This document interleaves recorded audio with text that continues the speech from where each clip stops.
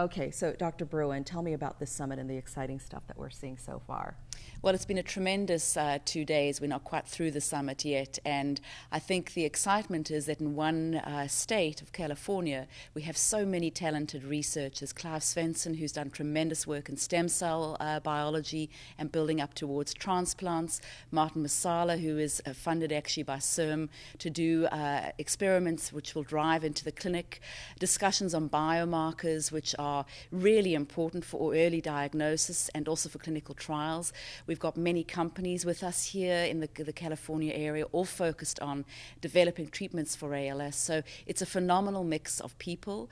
There's great discussion and energy, and so many synergies that I know from the summit we will get new collaborations, new ideas, and new avenues to test some of our theories that we already have. So tremendously exciting. Talk about some of the topics that you're discussing, some of the seminar topics specifically. Well, we focused yesterday on the area. Initially, I introduced the genetics of ALS, and that's been intriguing because in the last month, we've made great discoveries of new genes that can really help us understand the disease process. And interestingly, it's linking two areas called frontal temporal dementia and ALS. And so we've had discussion actually just this morning before coming to speak with you. We had a very good presentation of someone who is working on biomarkers and imaging in frontal temporal dementia and how we might then learn from that for ALS. So there's a lot of synergy and a lot of energy from different fields. One other topic, a big area, is in terms of disease, we have these accumulations of unwanted things. And that's true in Alzheimer's and Parkinson's and Huntington's. And Steve Finkbeiner, who really has spent most of his time on Huntington's disease, but we've attracted him in, especially through the ALS Association, got him interested and will support his work on ALS using his same skill set. And he talked a lot about what is it, the junk in the cell that accumulates, is that causing the disease, and are there issues with removing that in a normal way? So that was a big topic yesterday for discussion. So I think they're a wide range, and it really talks to the talent within the Californian state that we have people who are clinicians, those that are basic scientists, people developing model systems. We'll hear about that this afternoon, how to improve our mouse models for the disease, because these are critical to test theories as well as testing drugs for treatments. So talk about some of the exciting research outside of this summit that you're seeing, some of the latest developments here as well as around the world.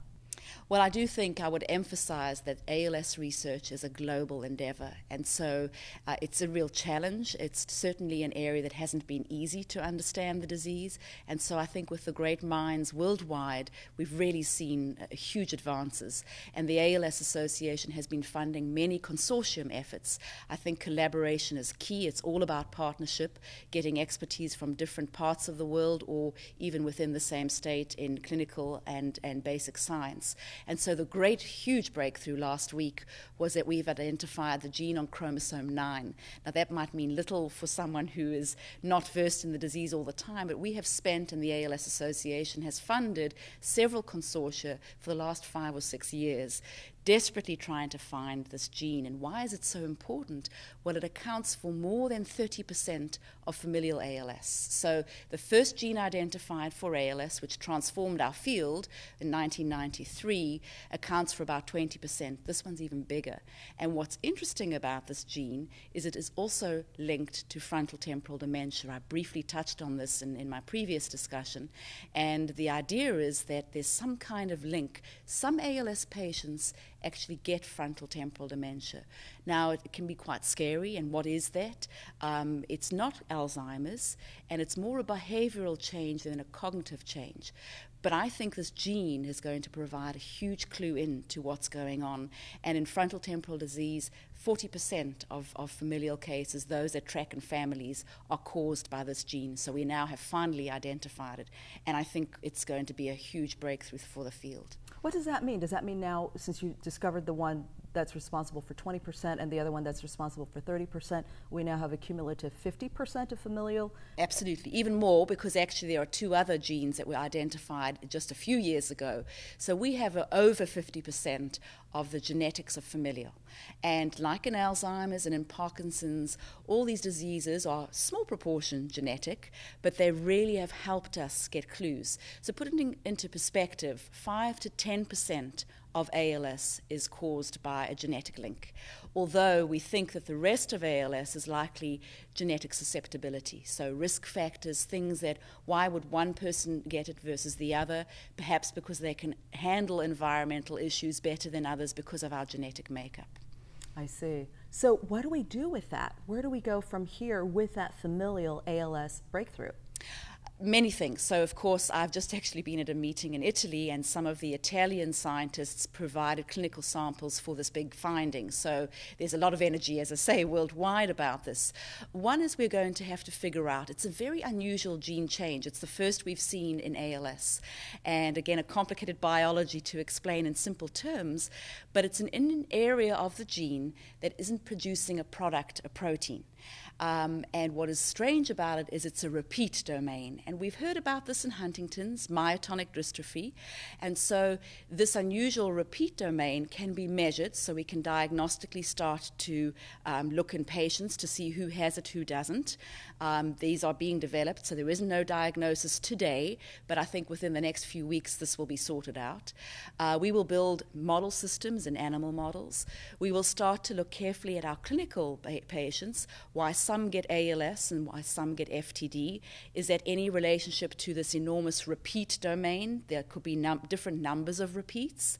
And I'm already talking to some of the companies who might think of a way to immediately therapeutically attack this. So we really see there's going to be an explosion in this area, and I think more models for the disease, which we'll build from this new finding, will make us in a better position to test questions and compare one study versus another. So I think it's going to make a huge change to both frontotemporal dementia and, importantly, ALS.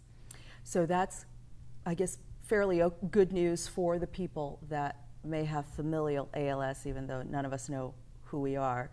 What about for the 90 to 95% who are susceptible to getting it from environmental causes, genetic causes? What strides are you making there? So I think it's important because it's a question I get often. Of course, we understand that this is a small proportion. The disease, although variable, does not vary between familial and sporadic. So the patterns of disease are as variable in each of these groups. And our thinking is actually that the disease process, although it might be complex, might be very similar in the cases where there are genetic forms versus the other. And why we think this is becoming even more evident, recently findings in TDP43 and FUS, two other genes from familial, the gene changes are seen only in the familial cases, but the abnormal pathology, the changes in the cell with accumulations of TDP43 and FUS are also found in sporadic disease. So these are things that are happening that, although they are caused in familial by genetic changes, the actual biology is happening in sporadic. So I think that's going to be true of the chromosome 9 finding as well. And I think, therefore, we will find treatments that will impact the bigger disease. And there's one other point I want to make, which is very exciting, and I hope you'll get the opportunity to talk with Dr. Bennett at ISIS Pharmaceuticals. This is an initiative that actually the ALS Association started funding from its very seed, crazy, novel idea as a partnership between an academic and an industry group. And they now have in clinical trials a treatment for ALS that attacks the 20% of familial, the SOD mutation. And so again, we might say, well, why only 2% of ALS? If we are able to at least treat one population of the ALS community, we can see the impact we can make. Can we actually reverse the disease and slow the disease even when we see patients quite late? So we'll learn so much from this trial, and I think it will be a phenomenal opportunity for us to succeed here and use that technology potentially for the chromosome 9 gene as well. I know that you're a scientist, and to scientists, everything is a hypothesis until proven. And nobody likes to jump around and say, well, I suspect this and I suspect that. But just for the families out there that are watching, any clue, any preliminary guesses as to the causes of especially sporadic ALS, and possibly any clue about the cure? So the cause and the cure. And I know you're a scientist, so you don't want to really go and be talking about things that you're not 100% sure about. But just for the families out there, are you thinking something? Well, we certainly, that's our whole focus, is to really understand what causes the disease, because that will help us treat the disease. And again, for the 90% of sporadic, there are various factors in the environment that have been of suspect. The question of exercise, the question of trauma. We know that the military have a slightly higher propensity to ALS than the normal population. So I think that there are some environmental clues, but I think that it's really a lot to do with genetics, even in the sporadic, because we are all exposed to similar things. Why does one person get the disease and not another? And so we are doing huge studies where we are looking also at sporadic cases and doing sequencing, trying to understand all the genetics of these individuals who have ALS. And I think that there will be clues from that. So causes are very challenging. We know the genetics ones are absolutely, that's the cause. We think that there could be a combination of genes and factors. So we keep looking for that.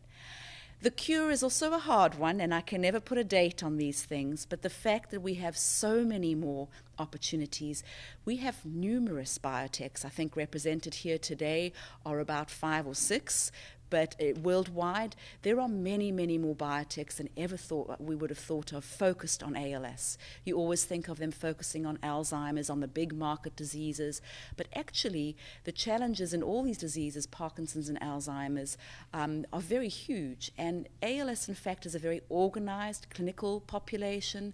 Patients are very eager. Trials are enrolling very well for these industry trials. So there's a real motivation for the pharmaceutical industry to focus on a disease such as ALS. I think that's our hope, that there are so many brilliant people who care passionately about finding the answers. And we have clinical trials going on now. We have new data rolling in. I do believe will make a huge impact on treating the disease. We've made so much progress from Summit number 1 to Summit number 2. What is your hope for Summit number 3 next year? Well, it's always challenging to get bigger and better, right? But I think because the science often dictates a little bit what happens at a summit, the science is ripe at the moment with new findings to really build on the new collaborations, the new energies, the partnerships within the state of California.